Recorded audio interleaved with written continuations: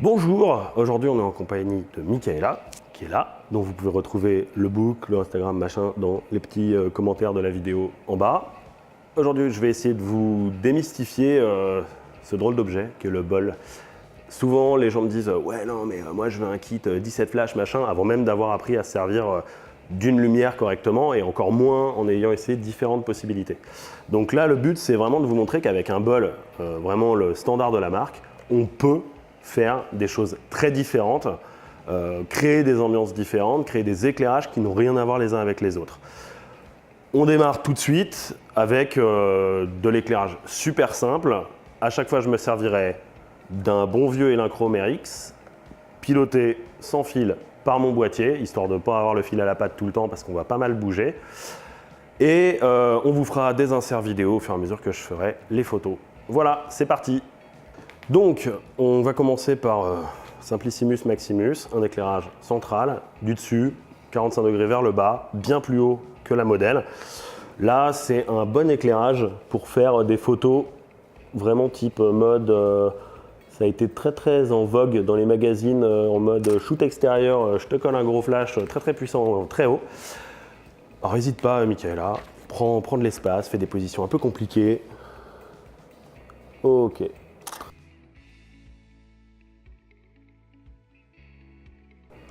Ok. Très bien.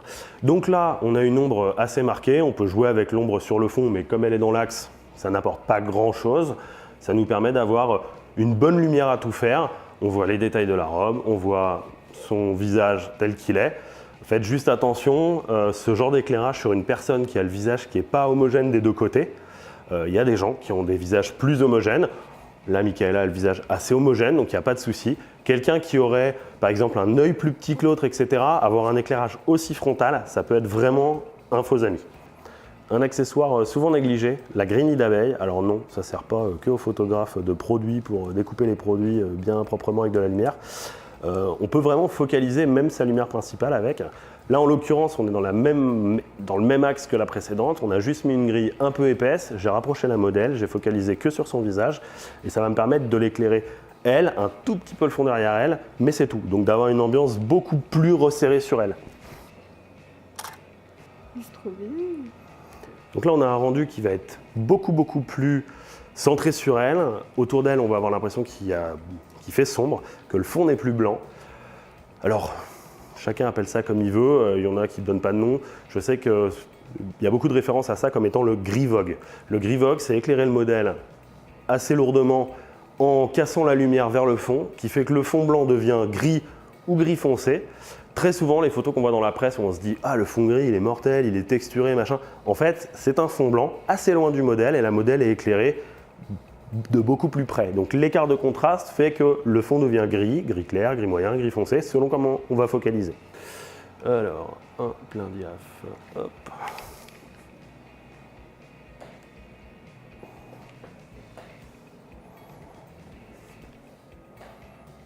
Donc voilà. Comme vous avez vu, sur l'ensemble de la ligne où elle se porte, on a la même mesure. Moi, je shoot tout à f11 là, pour avoir un peu l'effet ombre sur le fond, environnement, etc. Mais dans le principe, on est à 11 partout, sur toute la ligne. Donc même si elle bouge, là, je vais pouvoir la suivre et faire les photos. Alors que précédemment, bah non, ça ne marchait pas. Très bien. Donc là, on a quelque chose de beaucoup plus homogène. Certains diront plat. Ils ont le droit. Chacun son petit jugement. Moi, c'est une lumière que j'aime beaucoup. Par ailleurs, ça fait des reflets dans les yeux littéralement canon. Tout simplement parce qu'au même titre que si c'était une boîte à lumière, on a une très grande surface éclairante. Donc l'œil prend beaucoup plus de reflets. Donc moi, c'est quelque chose que je trouve vraiment très sympa à exploiter. Souvent en portrait serré pour justement mettre en avant ces magnifiques reflets dans les yeux. Donc là, le fond, il est éclairé globalement avec une valeur très proche, donc il n'est pas tout à fait blanc comme avec le bol nu, il est dans un gris très clair, mais il est gris très clair sur toute la zone.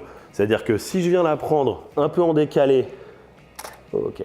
Donc là, je la prends de 3/4, je suis toujours sur un bout de mon fond blanc et le fond blanc est parfaitement homogène. Si je reviens là, Là, tu peux me suivre du regard. Yes. Parfait. Ok. Hop. Très, très bien. Mets tes mains sur tes hanches. Ouais, très bien. Parfait.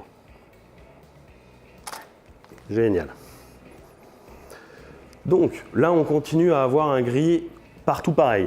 L'avantage, c'est qu'on peut prendre en photo des détails de sa robe, des détails, des plans serrés sur son visage ou sur la tenue qu'elle porte, sans avoir à risquer de se dire « Ah ben non, là, le fond, il est noir sur une photo parce que j'ai focalisé la lumière sur elle et de l'autre côté, il est complètement blanc. » Super lumière homogène qu'on va pouvoir modeler. Donc là, on est sur une très très large lumière. On peut l'élargir encore. Il suffit de descendre la source. Alors, seul risque, attention, si jamais vous mettez mal votre douche ou que vous la mettez trop droite, le risque, c'est qu'à un moment, si vous voyez l'intérieur du bol, c'est qu'il y aura des rayons directs sur elle. Donc, essayez toujours de vous débrouiller pour que ça parte à l'opposé du modèle. Là, on éclaire une zone qui, vu de nez, fait un bon 3,50 m, 4 m de diamètre. Forcément, je dois reprendre ma mesure, c'est évident. Ma source est beaucoup plus loin du plafond. On a perdu un chouille en puissance.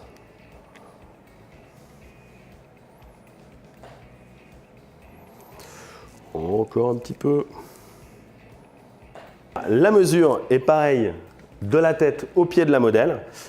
Tout simplement parce que l'écart de distance entre le spot et le plafond, puis à la modèle, change pas tellement. Entre le plafond et sa tête et le plafond et le bout de ses pieds, on n'a pas un écart énorme. Alors que si la source était tournée vers elle, bah l'écart, imaginons que la source soit là, l'écart de la source à sa tête va être d'1,20 m et à ses pieds, on va gagner 40-50 cm. Ça représente peu, mais la lumière perd énormément d'intensité avec la distance. C'est une loi que vous pouvez trouver un peu partout sur Internet et qu'on gratouillera ensemble un peu plus tard. Donc là, on va avoir une lumière super homogène. Le fond va être aussi super homogène. Je pense que vous aurez compris. Étant donné la taille de la source, elle a perdu toute forme d'ombre. C'est-à-dire qu'elle a quelque chose de vaguement gris foncé, très doux, quasiment à la même valeur que le fond. Ça a quasiment disparu. Si on utilisait une très grosse boîte à lumière, on aurait déjà plus d'ombre. Là, c'est trop grand et sur une trop grande surface pour que l'ombre reste présente. Maintenant que le principe de faire rebondir de la lumière sur les murs vous amuse, j'en suis sûr, on va la faire rebondir sur des surfaces qui sont plus aussi évidentes qu'un grand plafond tout blanc. On peut le faire rebondir gentiment sur un mur et ensuite choisir un angle avec lequel on va mimer une source de lumière haute et naturelle. Donc, par pure mesure de sécurité, faites ça chez vous. Hop, voilà, je tourne ma source. Comme ça, le fil n'est pas tendu. Pensez-y, la sécurité, tout ça. Donc, si je viens éclairer, on va dire, un peu devant elle, assez haut à 45 degrés, on a une lumière qui est beaucoup plus modelée, parce que là, du coup, la source, elle vient raser son visage. Et donc, on a une zone du visage dans la lumière et une zone du visage dans l'ombre. Donc là, on va avoir un rendu déjà un chouïa moins plat.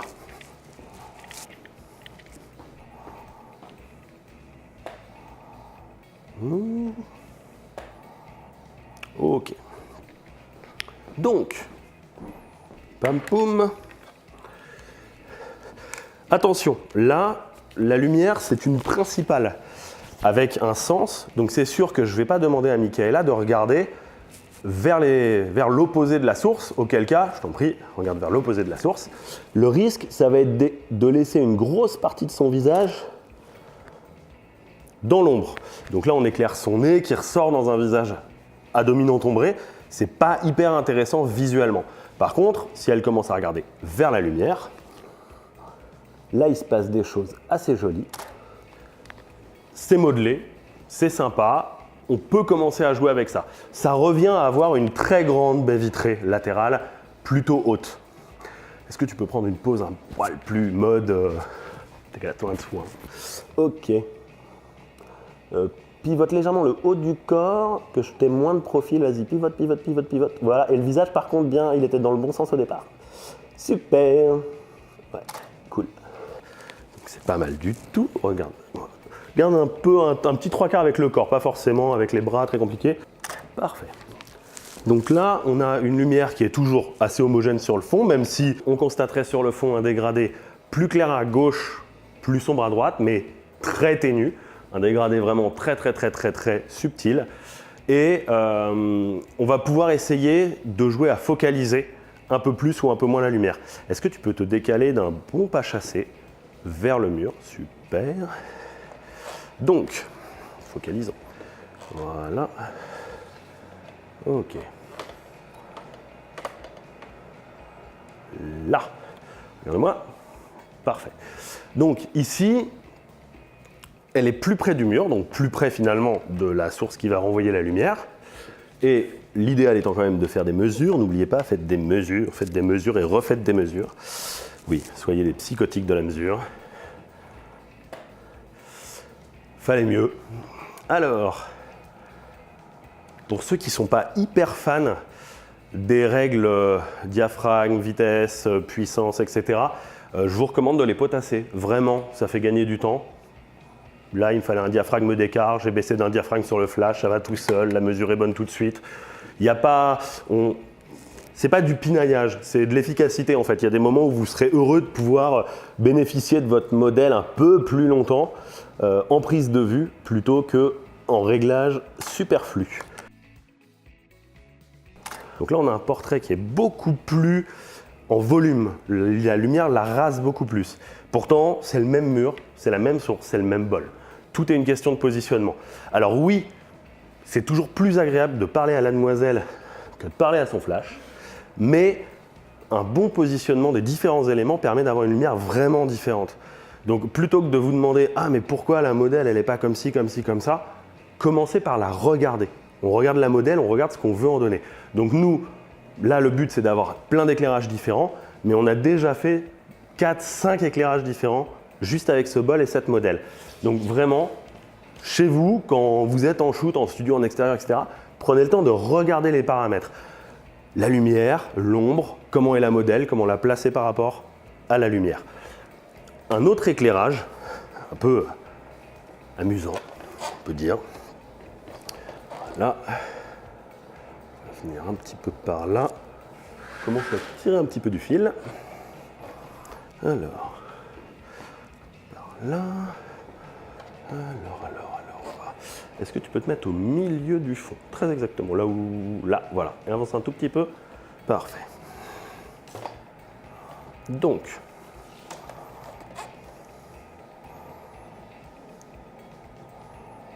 là, on va essayer de ne pas toucher la modèle du tout. Donc, effectivement, je pourrais taper dans le milieu du fond, mais au risque de venir faire des reflets parasites. Je vais taper très fort, mais je vais faire la mesure sur elle. Mon but final, c'est qu'en fait, la mesure soit bonne par réflexion tout autour et d'avoir un fond complètement cramé.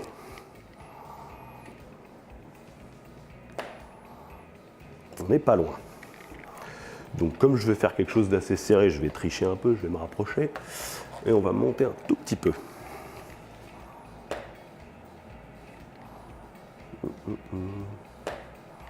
Voilà. Alors là, malgré la puissance du flash, je suis obligé de redescendre un peu. Je suis au maximum. Alors, on regarde par ici. Voilà. Donc, c'est quelque chose que vous pouvez produire assez facilement, qu'on voit assez souvent dans les pubs de parfums, de choses comme ça.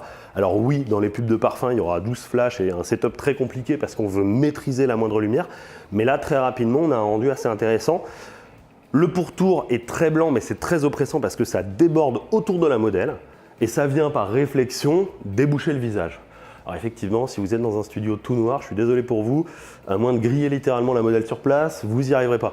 Mais voilà, dans un studio clair, c'est tout à fait possible de faire ça. Une autre possibilité, c'est de faire une douche, mais sur un élément très lointain du fond. Là, on est loin derrière moi, donc je ne sais pas si vous pouvez voir, mais non, je ne pense pas. En fait, j'ai environ 5-6 mètres de vide blanc. Je tape très loin et j'ai ma modèle qui est plus loin du fond. Donc là, on est assez proche de la douche, mais on a moins d'ombre qui vient du dessus. Enfin, on a moins de lumière qui vient du dessus. On a moins de lignes d'ombre sous le nez, etc. C'est beaucoup plus plat. C'est typiquement quelque chose que vous pouvez faire avec un fond blanc dans votre dos. Vous avez un fond blanc, vous l'éclairez très largement. L'idéal, c'est justement de ne pas trop axer la source en hauteur, mais bien à l'horizontale. Pour faire un rond derrière vous, on voit souvent ce setup en mode avec des très très grands parapluies et l'appareil photo et le photographe devant le parapluie. Ça permet d'avoir un espèce d'effet de ring flash, c'est-à-dire d'avoir un éclairage complètement plan sur la modèle qui vient déboucher tout dans l'axe. Là, on est quasiment bien. Sur mon setup, il y a encore un petit peu d'ombre ici et là parce que j'ai des murs qui ne sont pas tout à fait droits, etc. Mais dans le principe, vous pouvez le faire. Un mur bien plan, un gros rond de lumière dessus, votre modèle, et vous laissez un peu d'espace derrière, histoire de bien casser le ton entre la peau du modèle et le fond. Donc là, on est sur une source super dure. Le but, ça va être de jouer sur les fins de réflecteur. Donc, ce que je vais appeler la fin de réflecteur, comme vous voyez, la lumière, elle est super intense à peu près là. Et là, elle se dégrade. Elle se dégrade jusqu'à devenir plus éclairée du tout. Donc là, le but du jeu, c'est de jouer justement, donc en faisant jouer un peu mon réflecteur, je peux arriver sur des zones où l'éclairage va être plus dur sur elle, plus doux sur elle. Donc veillez bien à aller chercher ces zones-là. Elles existent partout, sur les boîtes à lumière, sur les bols beauté, même sur les snoods, je suis sûr que vous pouvez trouver une zone un peu plus molle, où la lumière va vous paraître un peu plus sympa. Et vous pouvez venir vous en servir pour faire des choses plus graphiques sur les murs. Je te laisse reprendre une pause en jouant un peu plus sur le mur. Attention, ce genre d'éclairage, si la modèle est dans l'axe du réflecteur, c'est plutôt joli. Si par contre elle me regarde vraiment de face, on va avoir des ombres très marquées. Donc, si le visage s'y prête, ça marche. Sinon, on perd vraiment. Là, en l'occurrence, sur son œil gauche, on a trop d'ombre, ça marche pas terrible. Il faudrait la déboucher avec un mur. Vous avez vu qu'avec des outils aussi simples qu'un bol standard et des grilles d'abeilles, on a déjà accès à une foultitude d'éclairages différents. Il y en a d'autres. N'hésitez pas à partager aux autres membres de la communauté vos techniques avec une source. On verra plus tard l'usage d'une source et d'un réflecteur. Je voulais garder le réflecteur de côté parce que ça ajoute déjà pas mal d'autres techniques. Essayez dans tous les sens vos outils, essayez de les faire rebondir dans des angles, au plafond, 3/4 arrière, 3/4 avant, au sol. Vous verrez qu'il y a déjà plein de trucs à faire géniaux avec une source simple. Privilégiez l'achat d'un super flash plutôt qu'un d'un kit de 17 flashs de marque no name, plein d'accessoires. Prenez une torche de qualité, un trépied de qualité et un bol de qualité et vous aurez déjà accès à des super rendus. J'espère vous revoir dans une prochaine vidéo sur l'éclairage de studio. D'ici là, portez-vous bien, faites plein de photos, il n'y a que comme ça qu'on apprend et à très vite. Ciao!